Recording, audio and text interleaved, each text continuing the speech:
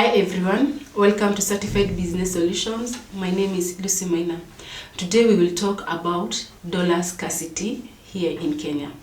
Whether it has affected the common mwanachi or whether it is the one that has made the price of goods to escalate. We will also want to know why we cannot trade using our own currency and what we can do to prevent dollar scarcity. Stay tuned. Good morning, Dr. Kamau. Morning, Lucy. You're well? Yeah, I'm well. How are you? I'm very fine. Wonderful. Yes. So today we want you to tell us why we are experiencing dollar scarcity here in Kenya. Yes. And first tell us why or how it is affecting the common mwanachi. Fantastic. Yes. Before I even go there, yesterday I had a meeting with some of my friends. Yes. And I was surprised now that the issue dollar scarcity is it's coming up in every other conversation. Okay. And one of the guys, one of my friends was being taken fun of. Yes. Because he was saying that he tried to come up with a situation saying that when a husband ceases to receive his bedroom rights from the wife, even that's a form of dollar scarcity. Serious? Yes, no, dollar scarcity has become so common. Even in bedroom matters? Even in bedroom matters now, people are saying that if the wife is not giving the husband the bedroom his bedroom right, now that's also a dollar scarcity. It is bad then. Yes, and when a dollar scarcity happens, even the children of that family suffer. Yes. Now, in the context of the national dollar scarcity that we are experiencing, dollar scarcity actually happens when the country doesn't have adequate dollar currency reserves in order for it to facilitate its the importation of various goods and services from outside the country. Yes. Because a country cannot import goods and services from abroad using its own currency. Why? It's a good question. The reason why we need dollar currency is basically like let's even think about you are a Kikuyu. Yes. If you are a Kikuyu, you cannot communicate in Kikuyu language when you go to China, would you? No, I wouldn't. What about when you go to England? I wouldn't. Or even Ghana? So Kenyan currency is like now that language Kikuyu. Or for instance, let's just say Kiswahili. Yes. Because Kiswahili is our national language. So Kiswahili is our national language and Kenya shillings is our national currency. Yes. But just like you cannot communicate in Kiswahili when you go to China, when you go to UK, the same way you cannot use Kenyan currency to buy things in China. They don't recognize that language of money. So dollar currency is recognized globally? Globally, just like now we use English as a language. You can speak English in China, you can speak English in India, in US. It is nationally recognized. Okay. So the currency is the language of doing business. Okay. And this language needs to be common, and many people need to be using that language to communicate. Okay, I get it. So that's the reason. Yes. You can imagine oil, maybe a Saudi Arabian who is selling oil, and he wants to sell oil to an Italian. This Saudi Arabian doesn't know how to speak Italian. Yes. And the Italian doesn't know how to speak Arabic. Yeah. But both, they know how to speak English. Okay, yeah. Saudi Arabian doesn't trust the currency for Italy because he doesn't know it. Yes. So he would rather have that trade done in form of dollars because he understands the dollar currency. Okay. Oh, that's why. So that's why. Okay. So for us to be for the time being, we don't have enough dollar supply. Yes. In the CPK, though the CPK governor is giving a different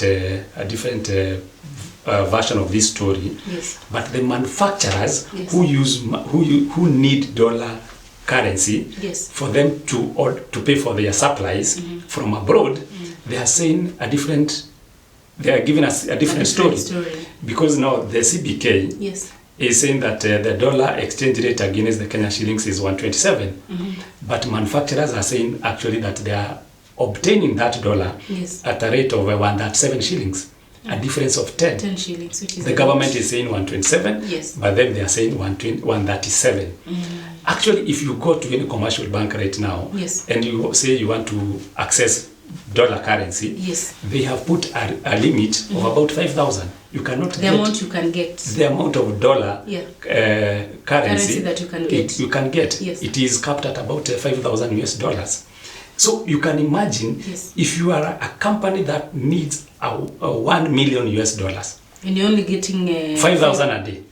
Wow. So I don't know how many times you can go back there.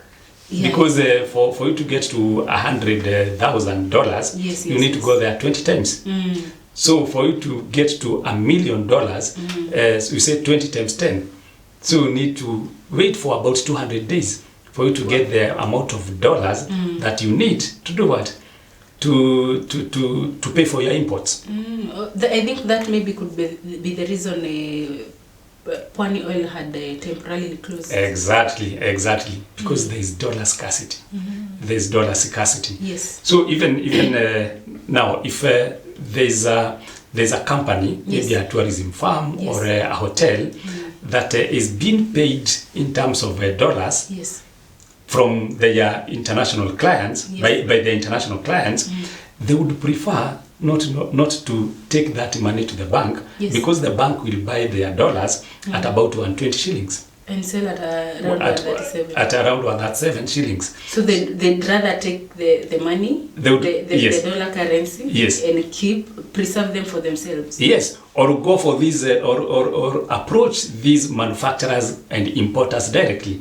They say, I know you have been looking for dollars. Yes. And this importer is willing to pay for even 137. They are paying for at 137. Yes. So this kind of a scenario also attracts black market. Okay. Where people avoid the mainstream system, yes. and now they start trading with a currency or with a commodity yes. in the black market. Okay. So basically, that is what is happening. That is what is happening. Yes. I've actually heard there's a Chinese, yes. probably in Atiaya Center. Yeah. So him, because he understands that there's an issue in terms of obtaining the dollars. Yes. What you just need to do if you're a small trader yes. who is importing goods from China, yes. you go give him about 5 million Kenyan shillings, yes. and he will translate. He will not even give you any money, but he will just make a call somewhere in China yes. and say, if it is Lucy, Lucy has paid 5 million Kenyan shillings, which is probably, after we convert to Chinese yen, it is this amount of money, yes. so you can release his goods. Okay. Oh, really? Yes. Ah. So basically, when there is a dollar shortage, yes. then traders will always find a better way of dealing with such a situation. Okay. So the government should try as much as possible yes. to ensure that there's enough supply of dollars. There is enough supply of dollars. Okay. Right now, yes. we have about 680 billion yes. US dollars. Okay. In the reserves of CBK. Okay. And per month, yes. we are incurring about 180 billion US dollars to pay for the imports. Yes. This is for fuel, this is for goods and services, including the things that we're importing from China. Yes. So in the event that we deplete the dollar reserves that we have at the CBK, yes. which is actually if we consume about 180 billion US dollars per month, yes. and we only have 680, yes. That 680 cannot take us for 4 months. And the World Bank and IMF recommended ratio yes. is 4. Right now the ratio is about 3.8. The ratio of the reserves that we have divided by our demand for dollar on a monthly basis. Yes. So you are saying it's 680 billion divided by about 180 billion US dollars. Yes, yes. That is less than 4. And the recommended, if a country falls beyond that, if a country's ratio falls below 4, yes, then it is put on a red line. Wow. And that's where we are. That's where we are. So if we are unable to source for more dollars, yes, then we are likely to head the Sri Lanka's way. And that's what happened to Sri Lanka? That's how the Sri Lanka collapsed. Because there is no way, just like I told you at the beginning, we cannot be able to import fuel unless we do that using dollars. Because the Saudi Arabia and other OPEC countries don't understand the money language of Kenyan shillings. Of other countries. The currencies used by other countries. Yes, apart from the dollar now. Apart from the dollar. And maybe a few other hard currencies. Like now the Canadian dollar, yes, the sterling pound, yes, the euro. Those ones, they are referred to as hard currency. Okay. Because their demand in the global international trade is very high. Okay. But there is no any other country that is requiring our money. Because the only way that a country currency, the demand for a country's currency increases is when it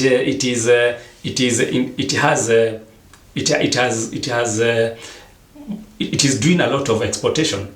Okay. So for us to be able to attract more dollar currency is to increase our exports. Yeah. To increase our exports. Okay. How do we increase our exports? We increase our exports by selling coffee, by selling tea, by selling pyrethrum, by selling cotton and all other things that we sell from Kenya. Yes. Right now, do we stand a good chance of selling those agricultural produce? No. We have not had rain for a very... We have not had rains for a very long time. Yes. So the production that we experienced last year is not very good to earn us a good foreign exchange. The other one is tourism. Yes. Tourism has never recovered since COVID. Yes. So again, we are not getting those dollars from the outside. From tourists. From tourists. Yes. The other one is called transfer payments. Transfer payments is when people, the Kenyans who are in diaspora, when they make remittances to their family and friends here in Kenya, they send dollars. Yes. Now, the ones who are in US, they are not able to do that right now because the cost of living at US has also skyrocketed. Wow. You remember inflation is everywhere. Yes. But of course, there are other countries that are affected more than the rest. Countries, In terms of Europe, the Kenyans who are in Europe, now the inflation is on a 40-year high. The last time Europe was experiencing this kind of inflation was 40 years ago. Wow. And especially after there was a disruption of global supply chains and the issue of energy after the Ukraine-Russian war. Yes. So basically, those guys who are in Europe, they are telling us, we have been supporting you for so many years. Now, please, we are also in a crisis. Send us some money. And here in Kenya, we are expecting we have always been... we have always relied on them. We have always relied on them. Here. Yes.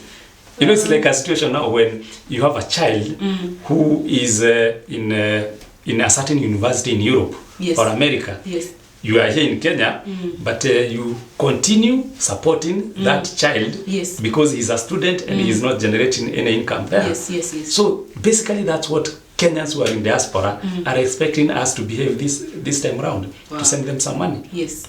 So we are not getting money from tourism, good money from tourism. We are not doing exports because our main source of exports is agriculture. Yes. And the agriculture sector right now is doing badly affected.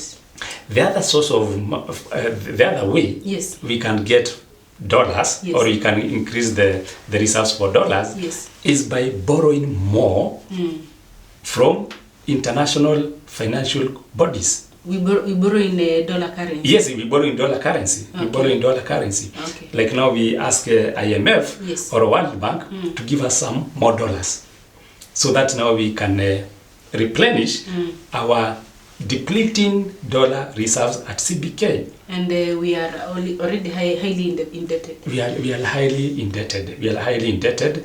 Even a few months ago, there's a time when the country wanted to borrow a dollar-denominated loan, yes. but they stopped it at the last minute. The reason being, they didn't get it at the right interest rate that they expected. They could only access dollar at a higher interest rate. So they said, if you can't give us that loan at our preferred interest rate, yes, we don't want it. Okay. But I wish they did, because the situation is becoming worse and worse. You can imagine, yes. Even recently, yes. the government floated a bond at an interest rate of 13.95% and another one at a rate of 14.5% to Kenyans. Yes. And they wanted to collect about 50 billion Kenya shillings. Yes. Guess what? It was undersubscribed. But I would think that interest rate is a big high compared to the normal loan, the 10%. The 10%, the one that you're used at. Yes. Yes, 14.5% would be very good in normal circumstances. But right now here in Kenya, yes. Nothing is normal. Nothing is normal. The inflation is skyrocketing every other time. And I wish we can have some rainfall so that we get food, yes. and so that we can bring down the cost of living. So the government tried to collect 50 billion from Kenyans, yes. but they said no. Unless you pay us better interest rates, we are not willing to do that. Wow. It is that bad. It is that bad. It is that bad. By the way, you have not explained to us how that affects the normal common mwanachi. Wonderfully. When there's a shortage of dollar, yes. the way the Kenyan mwanachi is affected is affected in this manner. Yes. That initially at the beginning of the year, the dollar the manufacturers and importers could access dollar at a rate of 120 shillings yes. per dollar. Yes. Then all of a sudden, it is now at about 137 shillings. Yes. So whatever that he was importing from China or any other country, yes, yes, at a cost of 120 shillings, has already gone to 137. Yeah, to 137. And that time, he has not even put his profit margin. Wow. So anything that you are buying at 120, probably you will now start buying at 200. 200. Leave alone that one. Yes. The issue of fuel. The fuel at the beginning of the year, yes. the fuel was about 150 there. But right now, it is 177. Okay. And of course, when the cost of fuel increases, yes, and the fuel is increasing because the exchange rate of the dollar has appreciated against the Kenya shillings. Yes, yes. So the exchange rate has changed in favor of the dollar currency. Dollar currency. Yes. And when exchange rate, for instance, assuming 1 liter, we were importing at 1 liter, we were importing at 120 yes. shillings at the beginning of the year. Because 120 shillings is, or rather, we say yes. 1 liter, yeah. where 1 liter cost $1. Yeah. The cost of 1 liter of fuel is $1. And $1 is 120. That time $1 was 120. Yes. But right now $1 is almost 137. So automatically the fuel prices goes high. Yes. And the fuel is used in almost every production company. Yes, even all the Wanjikos, yes. the Aumas, they rely on kerosene. Yes. So kerosene has gone up. Wow. And everything else, the cost of production has yes. gone up. Yes. And now, when the cost of production has gone up, even for the people who manufacture here locally, yes. with the intention of exporting, yes. the prices of their commodities become high. And when they become high, yeah. they stop being competitive in the global market. Because they are a bit higher than the rest. They are a bit higher than the other products coming from other countries. So there is no demand. No one wants to buy something that is a bit more expensive, and you can yes. get it somewhere at a cheaper price. At a cheaper price. Well, you've told us that we cannot trade using our own currency. Yes. Because it is only known here. It is Yes. not known globally. It's like not going, you speak Kiswahili very fluently, yes. but that Kiswahili cannot help you to make a business transaction with a Chinese, with a Russian. So it becomes a challenge. It becomes a challenge. If only we can be able to increase it, and that's why even the current government is putting pressure that we grow our manufacturing sector. Even the things that we are talking about, like coffee, like tea, the ones that we export, since we export them in their raw form, they don't fetch good prices. But if we can do value addition here in Kenya, by the time now we are exporting them, they would give us a better foreign exchange. Is it that we don't have enough or good production company? Yes, I think that's why the government now all of a sudden is focused to ensure that the manufacturing sector is given the incentives, is given all the positive and the support that it needs for it to be able to grow. Actually, the president says by the end of next year, he wants the contribution of the manufacturing sector to the GDP of Kenya to move from where it is at around 7% to about 20%. Though now I think it is a bit harder. We were talking about 1 year, unless now first of all we get the rains. Yes. And we don't have dollars. We don't have dollars. Right now, it's a bit tight. Yes. The businesses are suffering. Yes. Now, do we have a way out? By then, do we have a way out? Yes. But have we ever experienced this thing in any other time? This kind of a dollar shortage? Yes. I wouldn't say we have ever experienced it. It has always been experienced, but not at this level. Okay. This kind of magnitude, we are experiencing it for the first time. Yes. Because even the time of the former regime's government, all was well. All was well. Yes. Until COVID came. Yes. Yes, until COVID came. That is true. Yes, and now the prolonged Russian-Ukraine war. Yes. And now the issue of drought. Yeah. So those three things have made the situation to move from worst to worst. From worst to worst. We have never ever had to buy fuel, petrol, at a cost of 175 shillings. Yes. Never ever in the history of Kenya. Wow. This time around we are doing that. The prices of unga has never reached that state of over 200 shillings per every 2 packet of every 2 kg packet of unga flour. So we have never been this bad. The situation has never been this bad. So what is the way out? You have said that there's a way out. There is a way out. Yes. And the way out, we have short-term solutions and long-term solutions. Okay. The short-term solution... So for now, it's like we need the short-term solution before we consider the long-term. Yes, ideally. Because the situation is bad right now. It is bad. The situation is bad. Do you know even going to buy the mtush? Yes. Mtush clothes. Yes. It is quite expensive. It is quite expensive. Yeah, it is quite expensive. It is tight.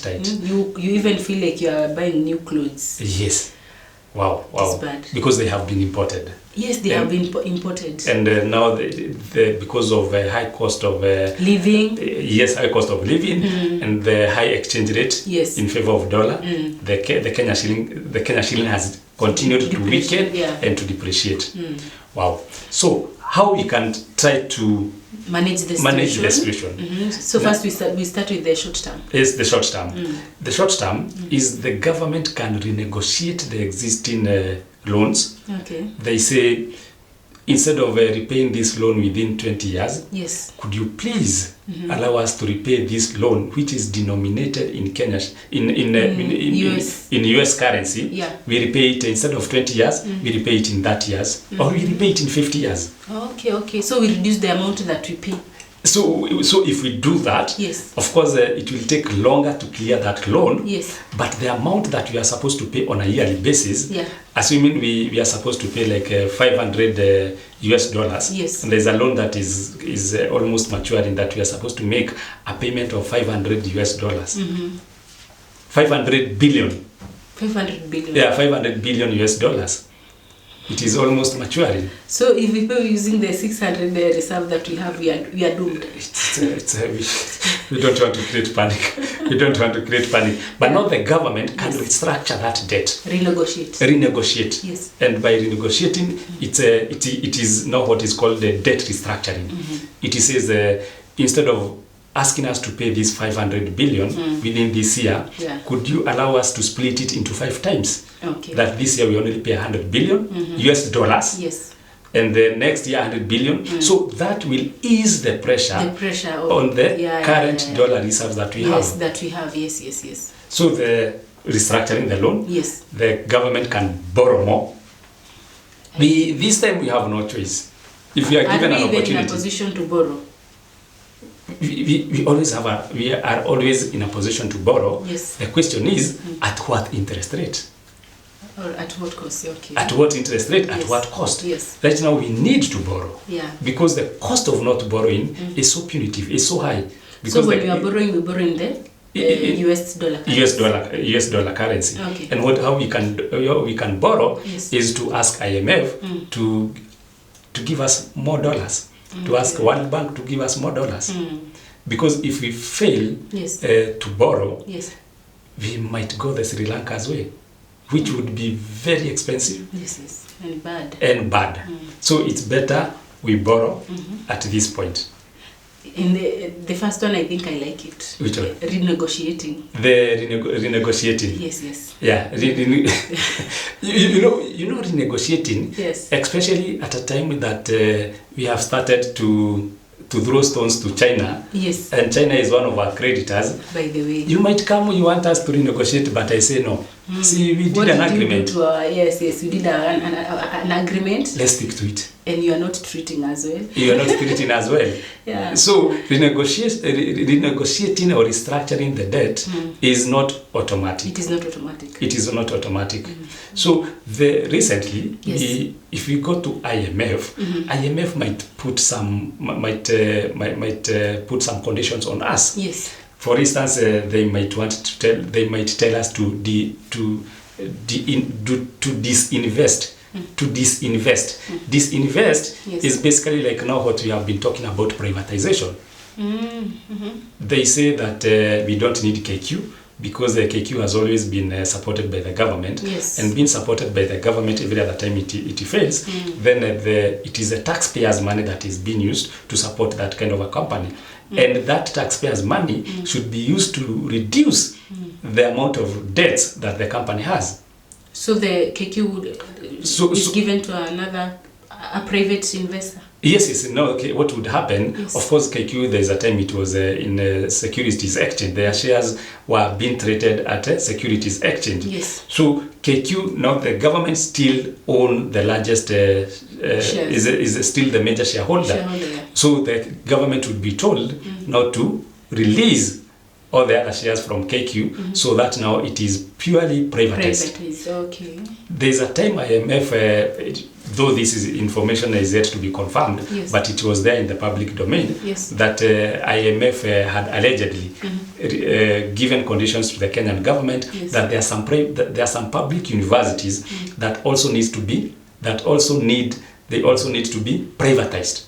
Oh yeah, I saw that. Yes. Though later I think it's like they came and they said the circulation that was going around was fake. But it was there. Yes. Perhaps that would be a good idea. That some of these universities, they become privatized, so that the government sells them off and gets billions of money by selling those assets and those universities, and then me and you and every other person, we buy shares of those universities. Wait, if they are privatized, what about the government-sponsored students? The government-sponsored students. Yes. You know, even right now, a company like Safaricom, company like Equity and other big incorporations, they support the needy children. Especially something like Equity with the Wing to Fly. So they will always be aware that the society will support the needy and the less privileged. And again, it's not all the universities. It's not all the universities. So most likely those students will be taken to the remaining universities. Okay. And I can tell you, some universities, the public universities, they have become very inefficient. Someone, you go to do a program like PhD. Yes. Myself, I took 9 years. Wow. To go through the PhD program. But you see private universities like USIU, you will take maybe a maximum of 5 years. Yes. A university like Strathmore, you go abroad. So the inefficiency level of some of these government corporations is very high. It is. So if the government can decide to privatize, so that it releases the pressure it has in terms of supporting these institutions, it would have more money to do what? To repay the debts. And also, it would start getting income from these corporations. And again, supporting the production companies. Yes. Exactly. And these universities would start paying taxes at a corporation rate of 30%. Yes. Oh, okay. So the government can be able to, in terms of at the individual level. Yes. At the individual level, what traders can do, they can engage in something called currency swap. Yes. A currency swap is a situation whereby instead of exchanging currencies, assuming there's a Chinese who is in China, and a Kenyan trader who is here in Kenya, and a Kenyan trader wants to import goods from China. To import goods from China. Yes. And for him to import goods from China, he needs what? He needs Chinese currency. Yes. So he can ask a Chinese who is in China to borrow money or to borrow money in Chinese currency on their behalf. On his behalf. Okay. And probably that other Chinese who is in China wants to come here in Kenya and has been given tender to construct roads. Oh yeah. And these Chinese would require Kenyan currency to buy cement, to buy ballast, to buy everything, even to pay the workers. So instead of the Kenyan trader using the Kenyan currency and exchanging it with the Chinese yen, he doesn't have to do that. Then he can create an in-house kind of a transaction that you borrow for me in your country. I borrow for you in my country. I borrow for you in your country. You come and use it here. You come and use it here. Then I'll come to your country and use it there. And I use it that other side. So we all benefit. They all benefit. And that's called a currency swap. There's something, and perhaps I think we'll need more time to discuss the currency swap, so that we can explain how the mechanics of a currency swap. Something else that a Kenyan trader can do is to purchase currency futures. Currency futures is a situation whereby you know very well that in 6 months you will need to buy dollars so that you can pay for your imports. But right now, the exchange rate of dollars to Kenyan shillings is about 127. 137. That's the informal. Okay. But the formal official, according to CBK, is 127. Though it is not happening anywhere, but anyway, it's okay. Yes, we would say it is 127. Let's work with 127. Yes. So if you are a Kenyan trader and you know in the next 6 months you will need like $1 million US, you would want to fix the exchange rate right now of the exchange rate that will enable you to access those $1 million US. So right now the exchange rate is at 127. You might now want to say that you agree with an investment bank, or you buy futures on a securities exchange, that you say, I would want to buy $1 million US in the next 6 months, and I'm willing to buy it at an exchange rate of, let's say, 140. Okay. It's like you have predicted. You have predicted. Yes. And so someone has also agreed to sell you $1 million US at a rate of 140 in the next 6 months. Yes. So in the event that after 6 months, 6 months from now is September. Yes. If September comes and the rate of exchange by bad luck, it is at 150. Yes. That person who had promised and entered into a contract with you to supply you $1 million at a rate of 140 for Kenya, at an exchange rate of 140 shillings, he will still be mandated and obligated to do that. Because you have a contract. Because you have a contract. Okay. But in the event that the exchange rate of dollar against Kenya shillings is 130. Initially was 127. If it goes down to 120, you would still be required to access the $1 million US dollars that you had committed to buy in the next 6 months. You would still be required to access it at a rate of 140 shillings per every dollar. Because you had committed. Because you had committed. But what that kind of an arrangement would help is would remove this kind of unpredictability, uncertainty, that even as a trader, you are not so sure of how much you will be able to access, at what rate will you be able to access the dollar. Even KQ uses that kind of a strategy. Yes. They use currency swaps. They use currency futures, and that's why I'm saying we will need another class, another episode to cover currency swaps and currency futures. Okay. Yes. Okay. But all in all, dollar shortage is affecting you and me, and every other person who is in Kenya. Okay. So if in case the dollar, we don't have dollars at all. Yes. We don't even have the dollar reserves. Yes. What could if happen? the dollar reserves are depleted completely. Yes. And that's what happened to Sri Lanka. We would not be able to import fuel. And you remember that other day, we discussed that we import fuel worth 500 billion Kenya shillings per year. The fuel that we import. Yeah. And then we import the things that we import from China. Other goods from China. Yes. We import about 500 billion Kenya shillings on a yearly basis. Yes.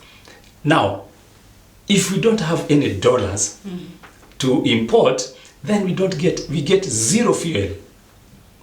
So, and we get zero medicine. If there were medicine to be imported, we get zero medicine. So if we get zero medicine, we get zero fuel and the other goods, other sensitive and critical goods. Then production does not happen because there is no fuel even to produce to run our Kenyan, our electricity producing factories and industries. So everything can go to a standstill, and that's what happened to Sri Lanka. So we should pray that does not happen. We should pray that does not happen. It should not happen. Yes. It can be bad. It can be bad. It can be bad because we could not be able to import anything. Especially fuel. Yes. And everything would go to a standstill. That's when a country... Now, a state of emergency would be called. Okay. A state of emergency would be called. Okay. So it's good that we hope that we will not run out. But now the government should try to also minimize the expenditure. Minimize the expenditure. Yes. The government should also try to reduce the budget deficit. That every other time the government reads the budget, we should cut our cloth according to our size. So if we are only able to collect 2 trillion, it's 2 trillion that we should work with. Through a process called the fiscal consolidation. Because right now we are having a fiscal budget and a fiscal deficit where the expenditure is more than the income or the revenue that the government is able to do what? To collect. Okay. So I think even what they are doing is they are trying. They are trying to collect taxes. To collect taxes and to seal those tax loopholes. Yes. So that what the government is trying to do is to do fiscal consolidation. But in the short run, the governments need to do what? To borrow. Yes. And renegotiate. Then the government also, and this one is very critical, might need to ban importation of some goods that are not critical at this time. Because every import that we make, we are depleting our dollar reserves. Are there imports that are not critical? You know, there are times that we will only, if the situation goes from bad to worse, it's the only things that the government would allow to be imported would be fuel and maybe medicine. Anything else, the traders, the importers, they are told don't import. If it is chairs like this, if it is cameras like this, don't import. Electronics, don't import. TVs, don't import. We now try to survive with the reserves that we have. Only medicine and fuel until we find a way out. But that one can create crisis because they'll say that it will put some people out of business. It is better. It is better than getting the state of emergency. Yeah, because if they continue to import, even these electronics and everything they're importing, what will happen? After now we deplete everything, we don't even have fuel. You have imported a car, You have a Prado here, you have a whatever the car is, but the car cannot move without fuel. So what was the essence of importing that car? There was no need. You have a TV here, but there is no electricity because we have not been able to import fuel. So what is the essence? So if the worst, if the situation the way we are going, the government should take stringent measures and stop non-essential importation. And you remember during COVID, what did the government do? It said that only people offering essential services were allowed to walk around during certain times. And we survived. Yes. Was there a civil war here in Kenya? No. Yeah. Did we complain or did we comply? We complied. We complied. Yeah. Because that was. Those were not ordinary times. Yes. Those were not ordinary times. I remember I could not go to Moranga. Yes. I could not go see my parents. Yes. There were some businesses we were doing in Nakuru. I could not go to Nakuru. I would only talk to my team members through phone. Yeah. So the issue of government banning some non-essential importation. Yes. It might be necessary.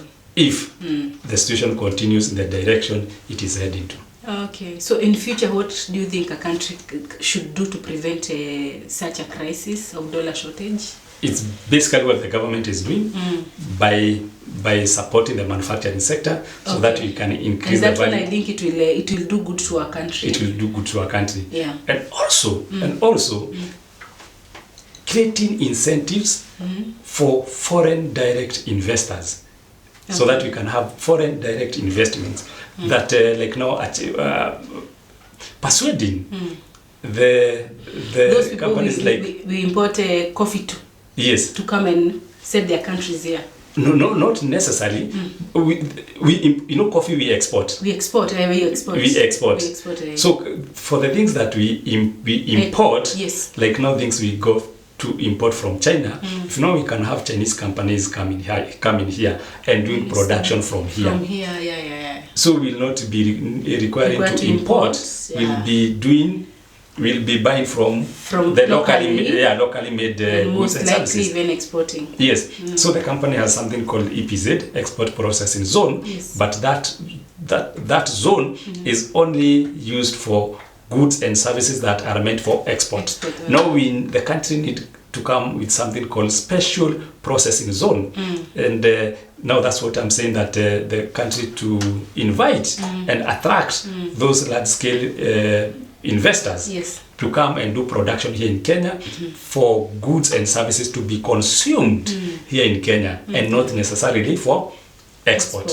Okay. I think it is important for us to learn from China. You said China in 1970s. In 1970s, it was a very poor country. But right now, it is almost the superpower. Wow. So we should learn from China. We should learn from China. And let me just mention something. Yes. When Amazon went to China, Jack Ma was not protected by China.